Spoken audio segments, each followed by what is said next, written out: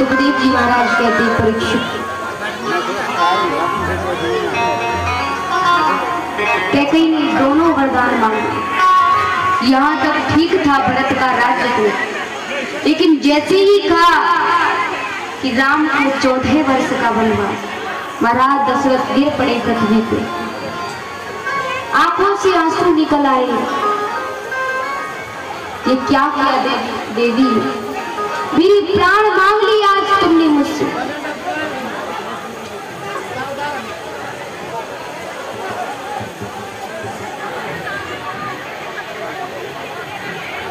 आज मेरी प्राण मांग, महाराज दशरथ आंखों से आंसू, बेशक भरत का राज्य तिलक मांग लेती, लेकिन जो 14 वर्ष का वनवास राम के लिए मांगा वो गलत मांगा। कैकेयी कहती है क्या भरत आपका पुत्र नहीं है? हाँ? जितनी ममता आप राम से करते हो उतनी भरत से क्यों नहीं? भरत महाराज दशरथ की कर्तव्य विमूढ़ हो गए। यदि ये वरदान में नहीं देता कैकेयी को, रानी कैकेयी को नहीं देता हूं तो मेरा अपने स्वयं। और श्रीमद् भगवत गीता में कहा अकीर्तिं चापि भूतानि कथयिष्यन्ति ते अप्ययम् सम्भ्रामितस्य चाकीर्तिं मरणादतिरिच्यते। और वो अपयश रहना मरने के समान है। क्या करें? राम जी आए, क्यों पिताजी क्यों दुखी? कैकेयी ने बताया इस तरह 14 वर्ष का वनवास तुझे देना चाहिए। राम जी को पता लगा, हाँ क्यों नहीं, मैं 14 वर्ष का वनवास चाहता।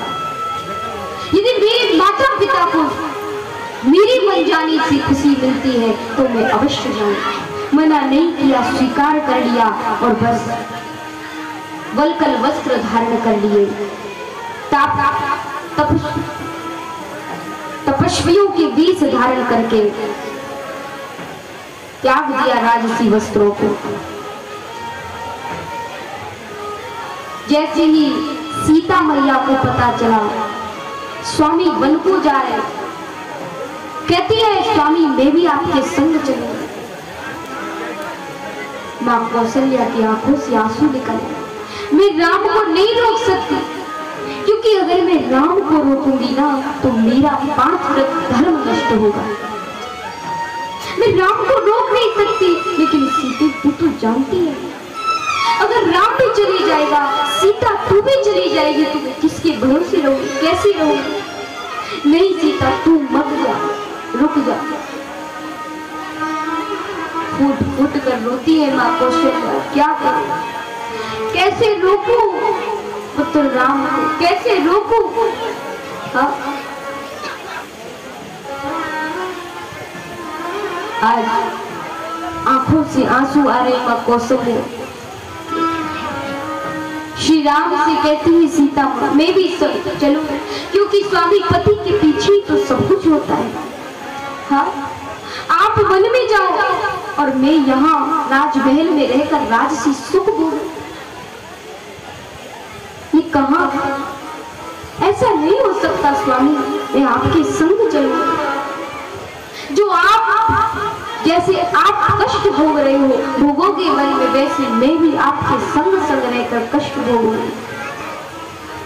राम जी समझाते हैं सीते देख तू चलेगी तो यहाँ सास ससुर माता पिता की सेवा कौन करेगा? बहू का कर्तव्य है कि पति की सेवा तो करे ही, लेकिन माता पिता की सास ससुर की सेवा भी करे। इसलिए तू यही है। सीता मैया मना करती है स्वामी मैं नहीं रहूंगी यहाँ, मैं आपके साथ चलूंगी। ज्यादा जबरदस्ती करने लगी माता सीता, तो फिर ठीक है कहा, लेकिन मां कौशल्या कहती है कि पुत्र राम सीता ने कभी भी अपने, जब वो मायके में थी, कभी भी एक पैर वो बगीचे में भी गई ना, इतनी संभल कर भेजते थे राजा जनक। हाथों ही हाथों में रखा है महाराज जनक ने सीता को, प्रेम से पाला है सीता को, और वो आज वन में जाने की बात कर रही। और वन में अरे माता सीता तो चित्र में भी कभी कोई जीव को देखती थी, हिंसक जंतु को देखती थी तो डर जाती थी, और आज वन में जाएंगी तो वहां तो बड़े हिंसक जीव जंतु रहते, पशु रहते, क्या उनको अब डर नहीं लगेगा? इसलिए राम सीता को संभल कर ले जाए, राजसी वस्त्र उतार दिए, वल्कल वस्त्र धारण कर लिए। लक्ष्मण जी को पता चला, भैया भैया मैं आपके बिना कैसे रह सकता, आपको पता है मैं आपके बिना नहीं रह सकता भैया, आप मेरे सब कुछ आप हो, और आप वन को जा रहे हो, मैं यहाँ रहूं, मैं नहीं रह सकता, मेरे अंदर इतनी सामर्थ्य नहीं है भैया, मैं भी आपके संग चलूंगा। राम जी कहते हैं कि लक्ष्मण अपनी माता से पूछ कर आओ। पूछने जाते हैं तो वो माँ सुमित्रा क्या कहती है कि लक्ष्मण यहाँ आने की क्या जरूरत थी, अरे किसने रोका है तुम्हें? और सुनो, वन को जा रहे हो राम के साथ, इतना सा भी कष्ट नहीं होना चाहिए तुम्हारे भैया राम को। हाँ, जिस चीज की जरूरत हो ना राम को, उनके कहने से पहले ही वो कार्य कर देना। भाभी सीता को, तुम्हारी भाभी सीता को कोई कष्ट नहीं होना चाहिए वन में। जाओ, खूब सेवा करना, प्रेम से सेवा करना, उन्हें राम को ही सब कुछ मानना। और मेरे लिए अरे पुत्रवती जुगती जगत सोई, रघुपति भगत जासु सुत होई। वह माँ कितनी बड़ी भाग्यशाली है जिसका पुत्र रघुपति के चरणों का प्रेम हो जाए। मुझसे पूछने की जरूरत नहीं है, तू चला जा। ऐसी माँ देखिए, आज कहा तो ठीक है, तीनों निकल पड़े वन को, पिता माता की आज्ञा लेकर के निकले।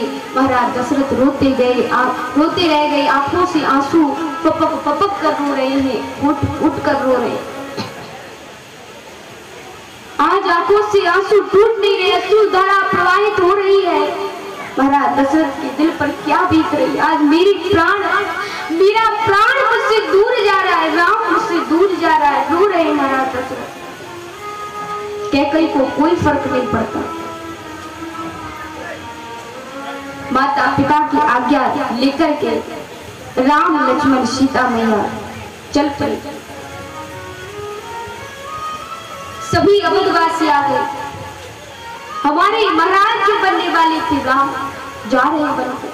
कैसे जाने दे हमारे राम को? नहीं, सभी अवधवासी आकर कहने लगे, कैकेयी को धिक्कारने लगे, अब शब्द कहने लगे, अरे ये कैकेयी कितनी बड़ी मूर्ख है, ये महारानी नहीं है, हम इसको कभी क्षमा नहीं कर सकते। सभी अवधवासी बड़े दुखी हो रहे, कह रहे हम राम अपने प्रभु श्री राम को नहीं भेज सकते अकेले, हम भी उनके साथ चलेंगे। अवधवासी चलने को तैयार हो गए, हम भी चलेंगे। राम जी ने समझाया, भाई देखो ऐसा नहीं है, हम 14 वर्ष के लिए वन में जा रहे, वापस फिर आएंगे यही लौट करके। अवधवासी कहते नहीं रह सकते, हम एक पल नहीं रह सकते आपके बिना, 14 वर्षों की तो बात दूर रही, हम नहीं रह सकते आपके बिना। और महाराज सभी अवधवासी चलने को तैयार हैं, लेकिन तमसा नदी के किनारे सबको सोता छोड़ करके, रात्रि में सो रहे थे, सबको सोता छोड़कर तीनों राम लक्ष्मण सीता मैया के साथ आगे चले गए। सुमंत्र जी ने ऐसे रथ को घुमाया, पता ही नहीं चला किस तरफ रथ गया।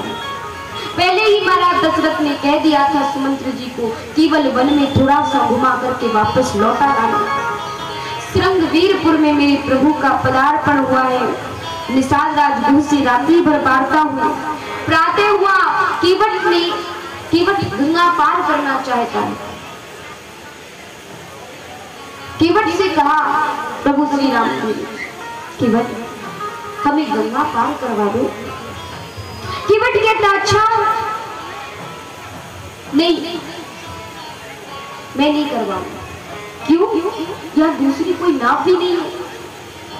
तो केवट कहता है, अरे प्रभु हमने सुना है कि जो अहिल्या पत्थर की नारी, अहिल्या पत्थर की नारी को आपने पत्थर को नारी बना दिया। अहिल्या जो पत्थर की थी उसको थोड़ा सा स्पर्श हुआ था आपके चरणों का, वो नारी बन गई। और अगर आप हमारी नाव में चढ़ गए और हमारी नाव नारी बन गई तो महाराज जब हम घर जाएंगे तो कहेगी पत्नी मैं थी दूसरी कहां से ले आई।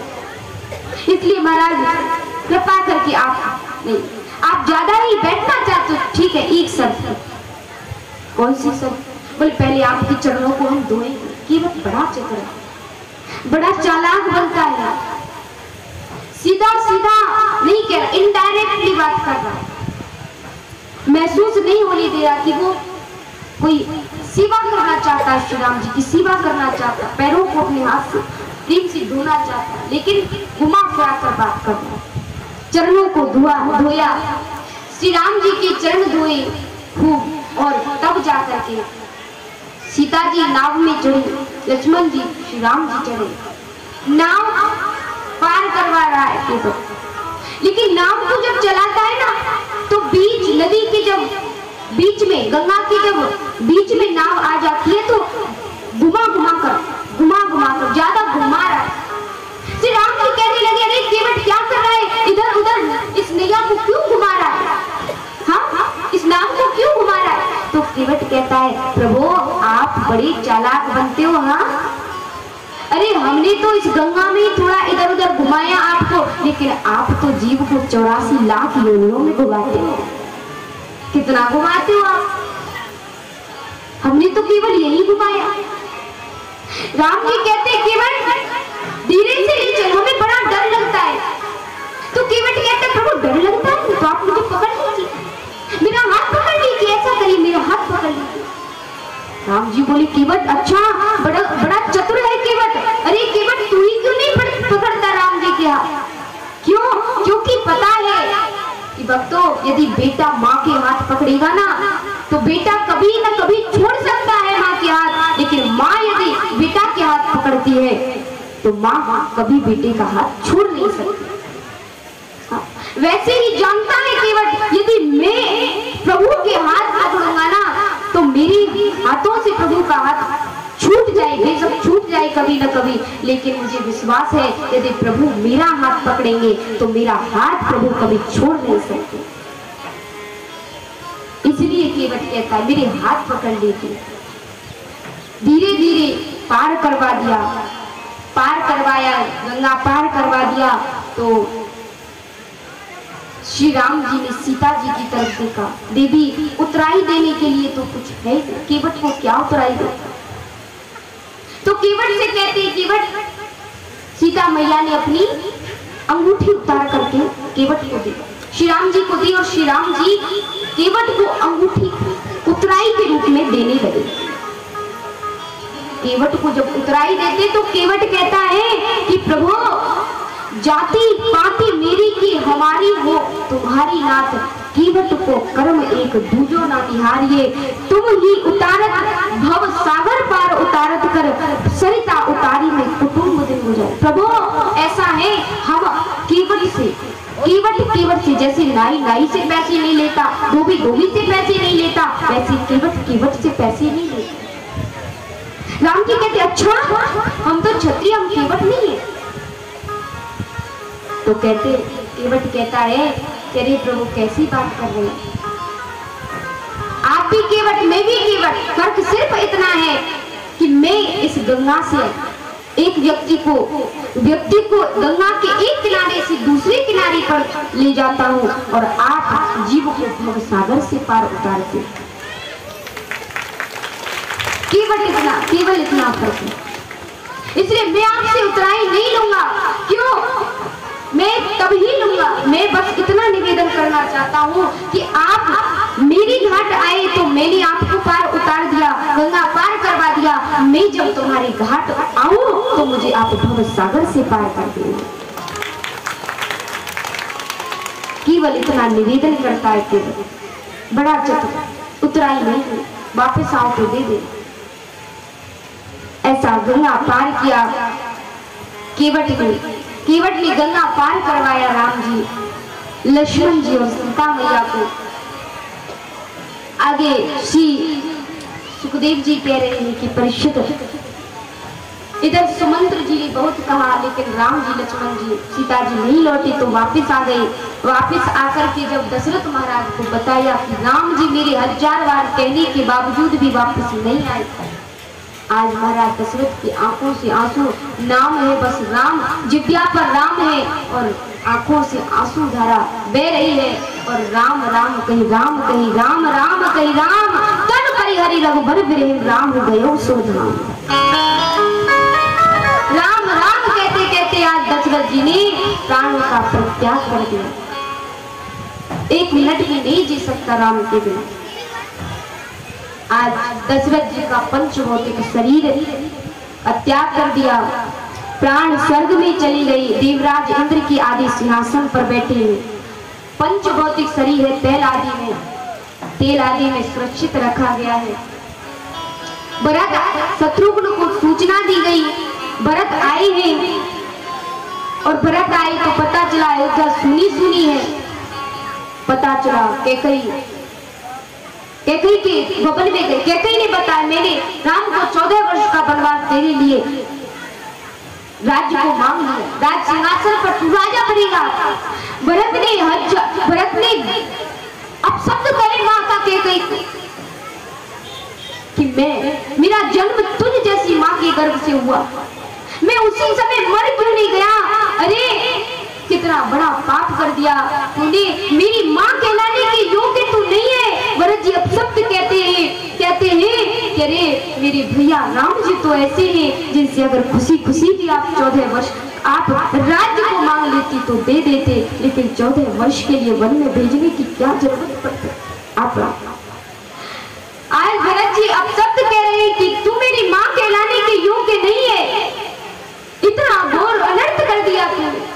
मेरे भैया मेरे सब कुछ जो थे उनको 14 वर्ष का वनवास, और तुम कहती हो कि मेरे भैया को 14 वर्ष के लिए वन में भेजकर मैं यहाँ राज सिंहासन पर बैठूं, राजा बनूं, राज सुख भोगूं। ऐसा कदापि नहीं हो सकता। मैं राज नहीं भोगूं, राज सुख नहीं भोगूंगा। पिताजी का दाह संस्कार किया, सभी अवधवासियों के साथ मिलकर के भरत जी राजा दशरथ का दाह संस्कार करने गए और तब मन बनाया कि आज अभी जाएंगे और चित्रकूट धाम पर जहाँ श्री राम है वहां से राम जी को भैया को वापस लेकर आएंगे, वापस बुला कर लाएंगे। सभी आवाल बच्चे बूढ़े सब चल दिए। अवधवास अब कैकई कहती है मुझे भी साथ जाना।